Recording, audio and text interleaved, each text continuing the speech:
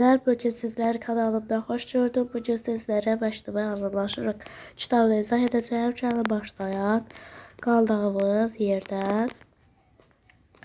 Deməli biz sizinlə bugün səhifə 54'də olan Cicera bölməsi ilə tanış oluruq. Cicera bizim artıq 5-ci bölməmizdir.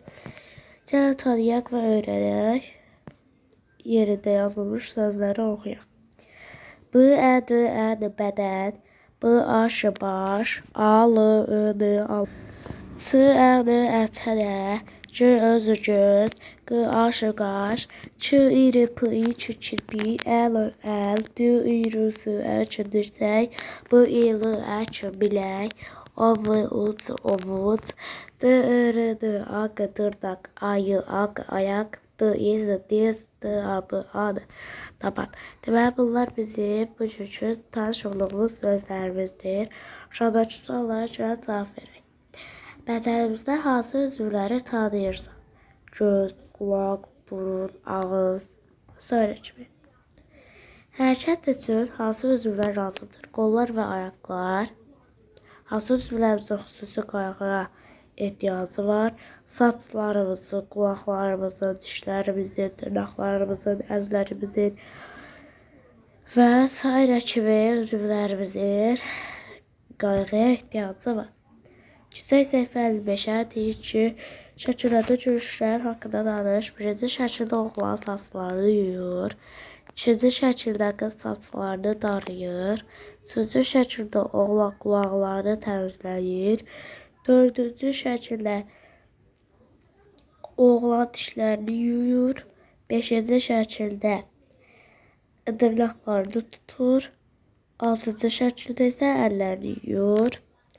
Əşyalar hansı məqsədlə istifadə olunur? Uyğun bədən üzvləri ilə birləşdirir. Deməli, birinci şəkildəki dırnaq tutandır. Biz onun vasitəsilə dırnaqlarımızı tuturuq. Deməli, birinci şəkil dördüncü şəkilə aiddir. İkinci şəkildəki dəsmaldır. Biz dəsmal vasitəsilə burnumuzu silirik. Üçüncü şəkildəki daraqda daraq vasitəsilə saçımızı darayırıq. Beşinci şəkildəki isə diş fırçasıdır və dişlərimizi yuyuruq. İndi isə keçək səhifə 56-ya dinləyək və danışaq. Limpo və Lulu. Limponun sizə bunu nömrələyib. 1, 2, 3, 4, 5, 6. Gəl Limpo və Lulu mətnini oxuyaq. Deməli deyir. Limponun böyük bədəni var idi. Lakin ayaqları qısa idi. Belində kilildə böcəklər yığışdı. Lulu ona kömək təklif etdi. Lulu Lili təmizlədi. Limpo ilə Lulu dostlaşdı. Limponun nə üçün Lulunun köməyinə ehtiyacı var idi? Çünki belindəki lildə böcəklər yığışmışdı. Bir-birinə kömək edən hansı heyvanları tanıyırsan? Məsələn, deyə bilər ki, canavar burada köməklik eləyə bilər. Sonra elə buradan ki, Limpo, yəni Becamot, quş Becamota kömək edə bilər. Sonra heyvanlar bir-birlərinə kömək edə bilir. Sən öz dostlarına necə kömək edirsən? Bu artıq sizə aid bir sualda özünüz cavablandırmalısınız. İndi isə keçək, deməli, səhifə 57-yə deyir ki, Lulu hansı heyvana kömək etdi? Əlbəttə ki, Limpoya.